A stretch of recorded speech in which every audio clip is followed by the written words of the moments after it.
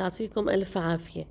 وصفتنا لليوم من الوصفات السهلة واللذيذة والأساسية على السفرة، وبتنفع تتقدم بكل الأوقات، وهي من الأكلات اللي بنعتمدها بشهر رمضان المبارك. الله يهله علينا وعليكم وعلى أحبابنا كلهم بالخير والبركة.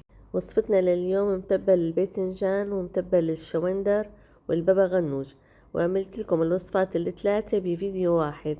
أخذت حبة الباذنجان وعملت لها ثقب صغير بالسكين، وبعدين حطيتها على نار هادية تشوية، وبقلبها على جميع الجهات تستوي. طبعا فيكم تشووا الباذنجان بالفرن، بتشعلوا الفرن بس من فوق، بتحطوه بصينية الفرن على الرف المتوسط وبتقلبوه، بياخد من 15 ل20 دقيقة، وبعدين بتفحموه، بتحطوا فحمة على الزيت، بتاخد نكهة الشواء، أو فيكم تشووه على الفحم إذا متوفر.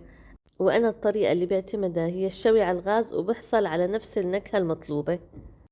هلا بعد ما شويت الباذنجان وقشرته، إذا بتحبوا تفرزوه فيكم بهالمرحلة تشيلوه وتحطوه بأكياس حفظ الطعام وعلى الفريزر، وبيقعد 6 شهور ما بتتغير طعمته أبدا، وبتنبسطوا فيه كتير بشهر رمضان. بتلاقوه جاهز فورا، بتحطوا له اللبن وطحينة والثوم وعلى التقديم. وهلأ حأعمل متبل الباذنجان. هلأ المكونات الأساسية للمتبل هي طحينة، الليمون، الثوم المهروس، اللبن والملح، وللزينة البقدونس والبندورة مقطعة مكعبات ناعمة. والمقادير اللي حاعطيكم اياها لحبة باذنجان واحدة كبيرة الحجم، وفيكم تضافوا المقادير حسب كمية الباذنجان اللي عندكم. عندي 3 ملاعق من اللبن اللي هو الزبادي نفسه، وبضيف عليهم 3 ملاعق من الطحينة. والمتبل بيحب الطحينة، يعني لو كانت الطحينة شوي زيادة بيعطي نكهة أطيب. ملعقتين من عصير الليمون، وفيكم تستبدلوا بربع ملعقة من ملح الليمون. ملح نصف ملعقة صغيرة. ملعقة صغيرة من الثوم المهروس، والثوم المهروس أساسي بالمتبل. هلا بحرك الخليط،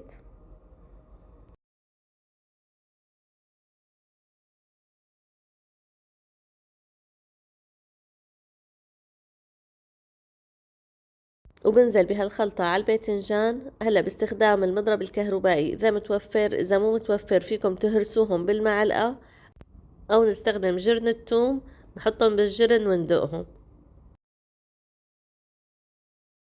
أنا استخدمت الهاند بلندر، والمتبل أطيب إذا كان ناعم.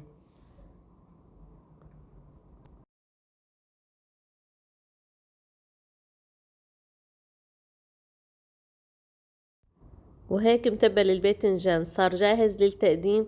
تابعوا معي الفيديو للنهاية لتشوفوا الطريقة اللي قدمتهم فيها. وبنتقل معكم لتحضير متبل الشوندر. نقعت الشوندر وغسلته منيح، بعدين غمرته بالمي ورفعته على النار، وبتركهم ليستووا. تقريبا بياخد من 3/4 ساعة للساعة. وهلأ بعد ما استووا قشرتهم، تقريبا أخدت نصف كيلو، 3 حبات بهذا الحجم. وبعد ما قشرتهم بهرسهم بالمعلقة، والشوندر طري بينهرس بسهولة. شوفوا كيف هذا الشكل.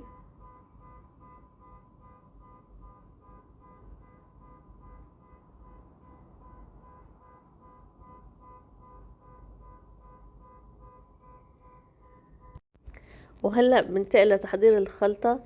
بنزل عصير الليمون بمقدار ملعقتين،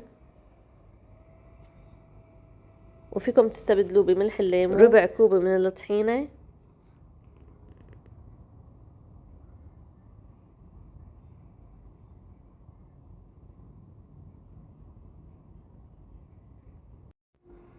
وملعقة واحدة من اللبن.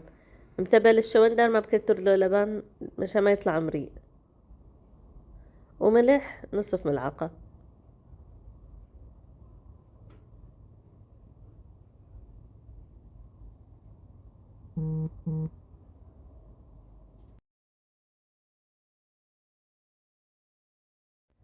وبضيف عليهم ربع ملعقة صغيرة من الثوم. ومتبل الشوندر ما بكتر له الثوم، شي ياخد نكهة بس. وهلأ بنزل بالخليط فوق الشوندر.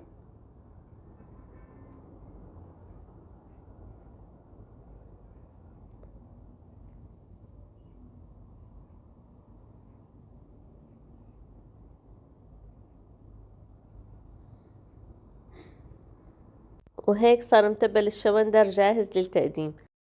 يعني شو بدي خبركم، شكلها شهي وطعم ولا أطيب. بتمنى منكم تجربوها.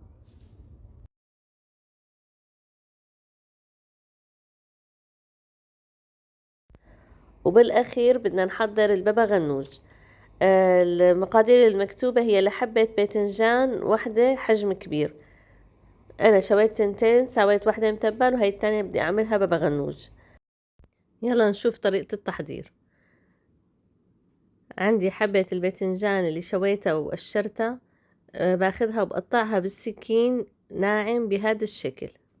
والباذنجان للبابا غنوج ما بستخدم فيه الهاند بلندر، بدي اياه تكون قطع ناعمة ما يكون دايب، بهذا الشكل لازم يكون.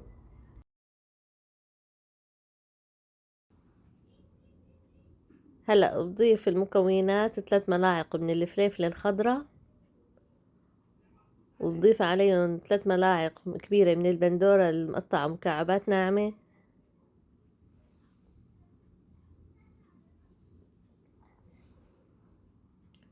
وملعقة من الثوم المهروس،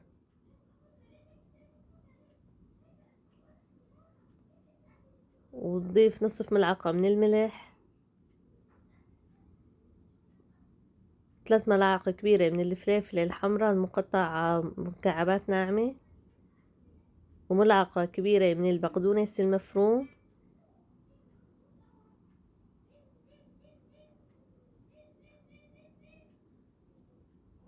وتضيف عصير ليمونة، وفيكم تستبدلوه بنصف ملعقة صغيرة من ملح الليمون، وبضيف ملعقتين من دبس الرمان. وهي الأكلة كتير طيب فيها دبس الرمان. بقلبهم مع بعض، وهيك وصفاتنا صارت جاهزة للتقديم. وتعالوا تفرجيكم كيف قدمتهم.